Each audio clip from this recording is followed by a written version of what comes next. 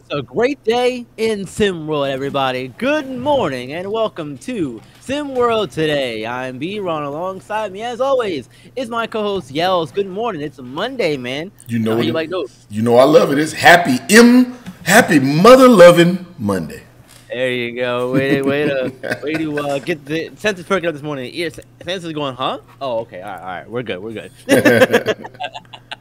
Man, Jafet Towns though. He's real good. He's real good.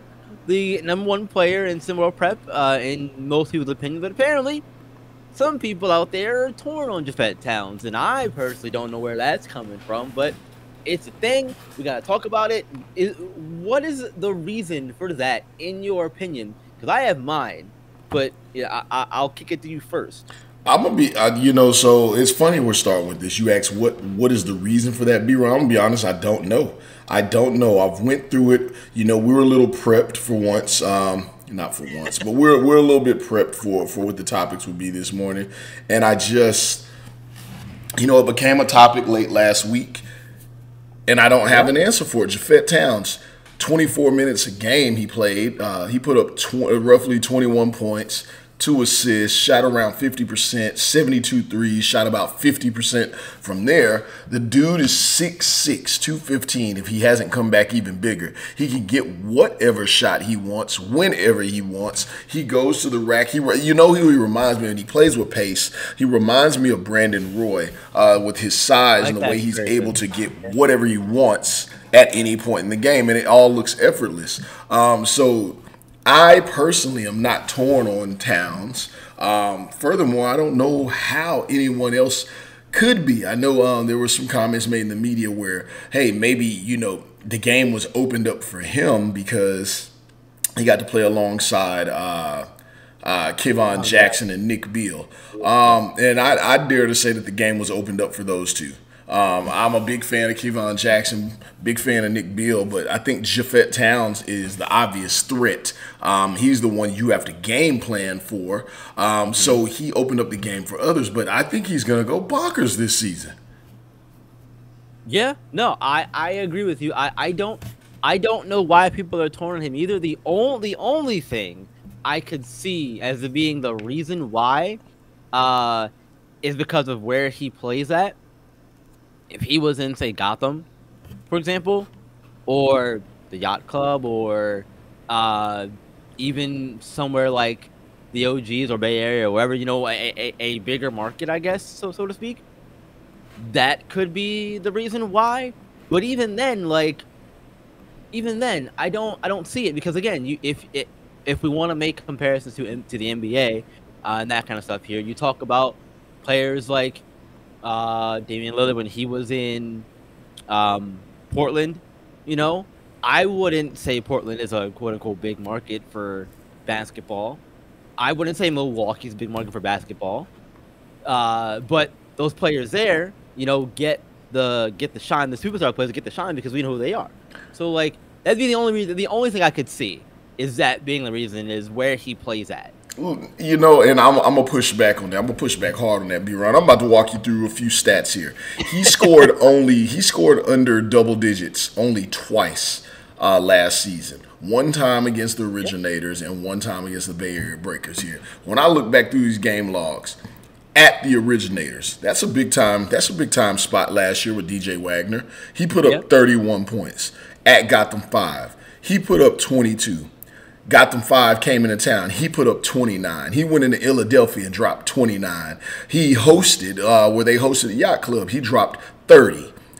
He went into Oceana, dropped 29. He went to Best Coast out there at the Levanche Center. He dropped 37 big time points. They hosted the Showtime earlier in the season. He dropped 30. He went to Europe, dropped 25. He went to Cascadia, he dropped 28. Look, man, he started off the season dropping 20 pieces and coming out of nowhere for people, but he only got stronger in the bigger games, in the big markets, and those games were televised, and people saw what he did. That's how he made his name. So I can't say it's where he's playing unless people are just being flat out haters, B-Ron. And it happens sometimes. It happens.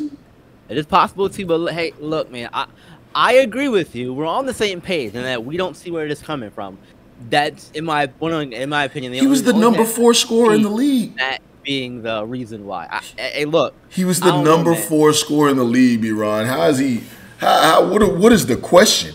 There's 3 people that scored more points than him a game, and some of them did not have a whole lot of help. Bronny James. Come on, Rick almost, Rick almost made a boyfriend out of this guy. Bronny James was his dude. Everyone knows that this guy was the man last season. Who was number 2? Lace Darius Outlaw, the one-man band, getting it done. And a lot of people said he shouldn't have been in the running for Player of the Year because he literally had the ball in his hands 24/7, and he was the consumer of the offense, right? That's what was said. Number 3, Trey Turner. Need I say anything more about Trey Turner? Trey Burner Turner, everybody knows what he's capable of. Those are the 3 people above Jafet Towns. And then what was the argument as to why Jafet Towns may not be a number 1 option? Is because he had help. Well, if you think that he had help, he still had put up the 4th highest point total per game with help. What is he going to do without it? He led his team in scoring last season. Hey, look, man, we'll see. Just thoughts on that. Anyway, the commitment craze is over. I guess for now, because there'll be the Answer High tournament coming up soon, and then there'll be a last chance thing. But anyway, let's go over kind of quickly some of our thoughts on that. I want to start with biggest roster improvement. We can either go into like focusing on a single player ad or the team as a whole. For this one, I'm gonna go on the team as a whole. And I'm going to say it's the Queen City Kings. I think that they've made the biggest roster improvement in terms of looking at what they had to work with coming into the craze and what they got coming out of the craze. Because they started only having one player on their roster, and that one player was Sky Durant, who was good in his own right. But going and looking at who they added to their roster, they got a lot of good players on their roster now. The Bryant brothers, Renzo and Xavier. They got Nick Hugo. They got Carter Fields. That's 4 players right there that are well known in SimWorld Prep from their play last season. Yeah, and they have that recognition coming in is big for that team. And we also got to talk about, the kid you love, Cairo Windsor. They added him.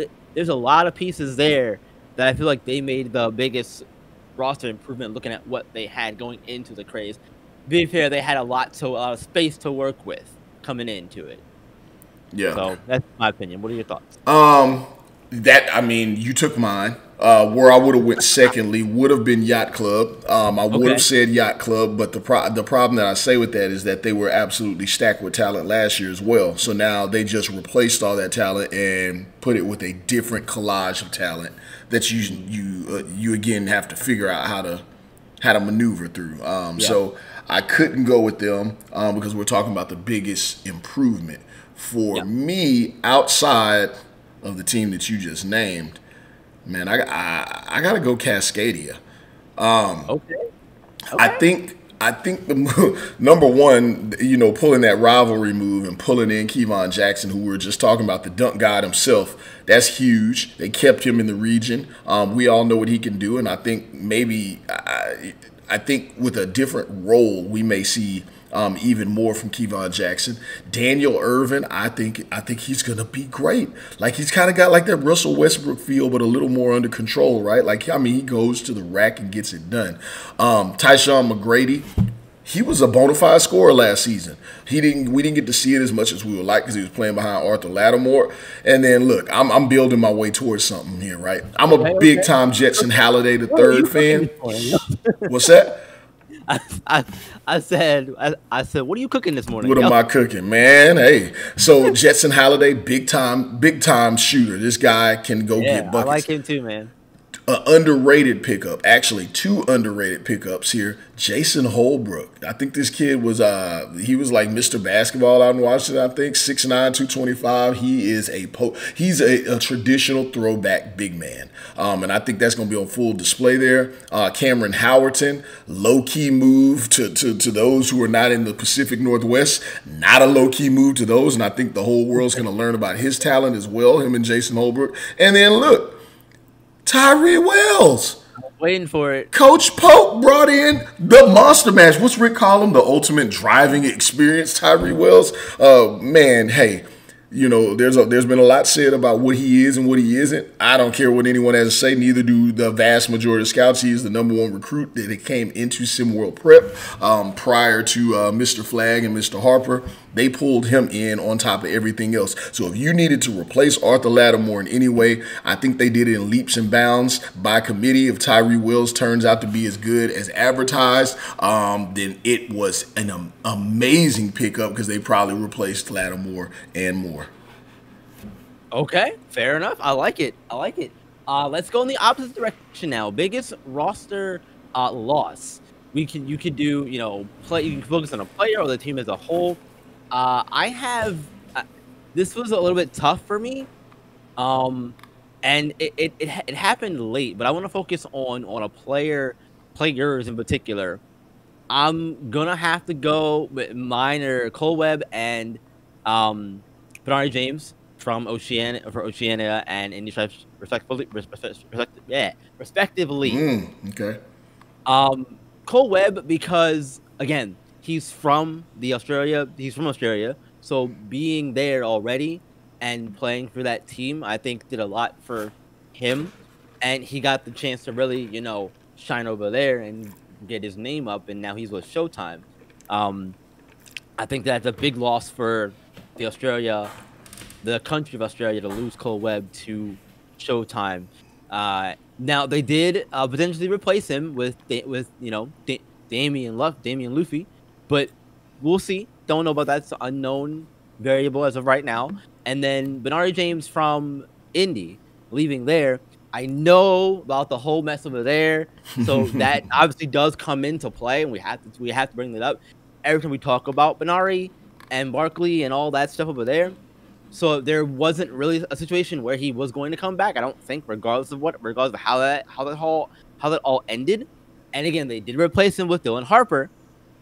But I still feel like that production that he gave to Indy, I'm pretty sure Harper's going to replace it, but you know, just again, it's an unknown right now for me. No doubt Dylan Harper is going to replace it in spades. So everything you said there is cute and fine and dandy, B-Ron. The answer is Nick Hugo. That is the answer. I don't think that there is another answer. I know that we have to try and diversify our answers here, but the answer is Nick Hugo, man. Run DMV, right? Run DMV lost out on the motor of their team. Dare I say, the motor for SimWorld Prep. He took this league by storm, and he was able to go to a team that has even more talent. I can't say what Run DMV replaced him. Like, where did they replace that production? They lost Brandon Smith, who was super clutch for him. I think that's underrated, and we haven't talked enough about that in our moments. Right. But Nick Hugo, the loss of Nick Hugo, defending the rim, running into the rim with just great intent. Attacking the basket ferociously, getting on the board, saying, "Hey, man, I'm 6'8", 200 and whatever pounds of try and stop me." That's missing on the team now. They brought in some scorers in Nick Beal.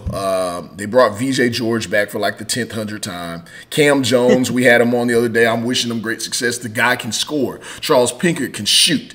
Keith Singleton can play defense. And I love John Hudgens. But that heart and that soul, that you really want it with me, that's missing on the team. I don't see anybody on this team now as I look up and down this roster that puts any fear in my eyes of, hey, I don't need to come in that paint or I don't want to run into you. So I think that's the biggest loss in the league for me. Okay, that makes sense. I look, that is the obvious answer. I'll agree with you there. I wanted to go in a different direction, so I'm glad I did. For the sake of discussion, right? Yeah, yeah, Um, yeah. so did SimWorld Africa though? Did they do enough in the craze? Do you think? Because personally, I feel like they're in a better position than they were coming into it. Most definitely. And I said it the other day, I believe, when I was talking to Davion in the chat or whatever. I said that they improved on their biggest weakness last season, which was 3-point shooting. That So addressing that weakness is going to help them, I think, way more than people might expect. So I'm gonna say they did do enough because they addressed that big weakness in getting Ethan Ledman Jr. I mean, I'm gonna agree. Look, AG Fabinle, who got a little hot towards the end of the season, he only shot 34% from three. He only made 34 threes in total, and he led the team in threes. Trey Ori, who was their next guy, shot 26%. And then Amos Palinge, he shot 52%, but he only made 24. Who are you going to take out the game to get him minutes? Were you going to take out Fabinle or take out Abdul Rauf? So as you said, yes, they shored that up immediately, bringing in Ethan Letterman Jr., who can that's what he does. We may not see him do a whole lot else, but if he gets open buckets, which he's going to get on this team full of extremely big kids that are long, athletic, and attacking the rack, he's going to get shot opportunities to knock it down from deep. So they bring him in. They also bring in where's my guy here? Where's my guy? They bring in Jordan. I don't know how you say it, man. Kaisu. Am I saying it right? Out of Israel, who he can shoot the rock. So they brought those two guys in that can shoot, which, I mean, that it's a major addition just by something so small. You lose Ajif Mbile, but you bring back Pierre Dupont. That's a pickup. That's a pickup because you were on the verge of losing that guy. He can score in the paint and get it done for you. Bring back Amar Afuwu. Cole Abdul Rauf has another year to develop there. And we know what he can do. I expect him to play the point. You bring in Khalid Ali. And then you still have 6'10" Khalid Ali. You have 6'11" Abraham Kasango. 6'7". They brought in the Al-Haji Mo Osborne. I'm keeping my eye on that kid. They're big. They're big, and now they have shooters. Have you ever heard of a kid named Henry Conti? Yeah, yep. It's almost very similar to the Ground Zero season where they had a long athletic team, but now they have shooting to go with that. Outside shooting to go with that. So combine those two together, and maybe we'll see them make some noise in the race to one this season. Hey, we talked about how monstrous and scary they were in the Ground Zero season. Yeah. I think that's a great parallel you drew there, B-Ron. They might be even scary. Everyone's talking about SimWorld Europe or actually Asia Pacific as the best international team. You know, better keep your eyes on SimWorld Africa. When you're trying to shoot a jumper and you got a guy closing out on you and he's 6'7", 6'11", and then the same thing when you're trying to get into the paint, their defense was unreal in the Ground Zero season. I think we may see a little something like that with some outside shooting at it. Yep, keep that in mind, y'all. Keep that in mind. And speaking of that, look, the prep schedule, the SimWorld prep schedule releases today. Later on this morning, from what I'm hearing. We got, it's almost time. It's almost time, y'all. We're right around the corner. We're knocking on the door. I haven't kicked it down yet. Knock on the door, though. Any matchups you're looking forward to or you're hoping to see on that schedule in particular? I know there's a lot we can kind of go over, but kind of, real quick here, let's hit on, one or two. I got a little insight. I do. So I would love to see the Yacht Club taking on AT Aliens, Royce Anderson, how that whole situation went down. I don't know if I got a chance to see it or not, but I definitely want to see Cooper Flag taking on Trey Hyman. Definitely the OGs against Bay Area. Would definitely love to see the OGs against Indy. For certain. The battle for Texas, for sure. That'd be Lone Star and H-Town in the same region. I'm assuming we're gonna see that. I like to see Coach Skinny, and I think some of that's already been leaked. I like to see him have to go back to the Riot House with Coach Lovelace there, and some of those players there. Probably between those players, the coach, and the crowd, we'll have to see how that goes down. I think that could get. I think it can get pretty funky, if you feel me. And then lastly, I want to see APAC taking on Europe. I want to give some love to the international squads. That's something I'm very much so looking forward to because I think that can say a lot about who's actually going to be the dominant one in the region. Okay, I like that. I like that. I'm gonna go. I don't know if we'll see it during the regular season. We probably won't. But Oceania and Showtime, just because that Cole Webb storyline is gonna be one to look at too. And then I also don't we have someone joining us tomorrow? We do. We do have the man himself, Cole Webb, joining us tomorrow. We do. We sure do. And then another one on here. I want to see SimWorld Middle East versus anybody else in the from the American side of things, just because I want to see how much they've improved from last season. Or you want to see how much a team can lose by. No. Okay, look, or that too, but like I want to see how much they improved from last season because they weren't very good last season. But again, with Obasca coming back for a second season here, I want to see how much he's improved as well. So that's what I'm looking forward to. But I'm sure y'all are looking forward to getting on with the rest of your day. We got things we got to do as well. We're going to get out of here. Thank you all for joining us this morning on SimWorld today. We'll see y'all tomorrow. Any final thoughts, y'all, before we get out of here? No, man. I'm ready for it, y'all. Everybody have a great week. It's what it's all about. Stay active, stay engaged. Like I said before, go hit us up on at SimWorld 4K on any of the social medias. We waiting on you guys, man. Yeah, we're all over there. Let's continue taking over the world one day at a time. Until tomorrow, you guys, remember, SimWorld is the only place where you can see the game, be the game. We'll see you on Tuesday.